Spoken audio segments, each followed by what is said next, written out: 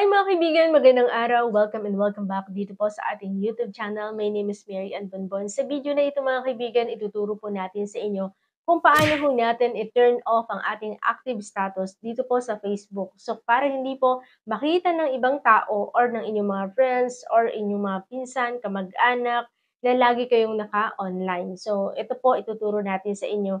Make sure lang na tapusin mo ang video na to para malaman mo step by step ang ituturo po natin sa inyo. So ano pang hinihintay natin? Tara puntahan na natin ang ating Facebook account.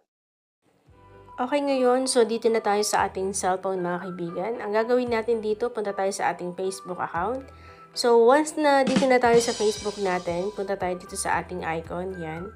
So click lang natin yan and then scroll down po tayo pababa at hanapin po natin dito ang settings and privacy. Tapos click ho natin ang settings, okay? So, pag dito na tayo mga kaibigan, scroll down lang po natin dito pababa. At hahanapin naman natin dito itong active status. Okay, click natin yan.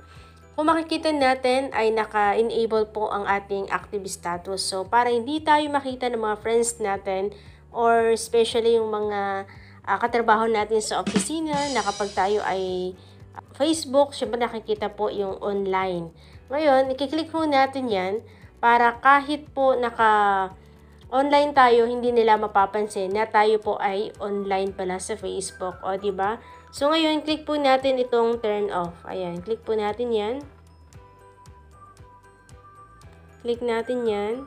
So, kung makikita natin mga kaibigan, naka-off na po ang ating active status. Ngayon ang ating mga katrabaho, kaibigan, at mga kamag-anak, hindi nila tayo makikita na tayo ay naka-online. So, yun lamang. Maraming salamat. Mga kaibigan, ganoon na po kadali kung paano natin i-turn off ang ating active status dito ho sa ating Facebook. Sana ho nakatulong sa inyo ang ating tutorial na to.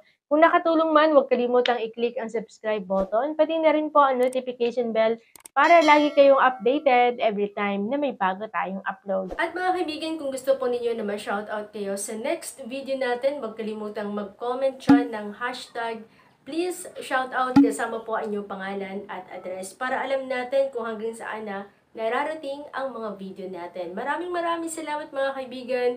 See you on my next video. Bye!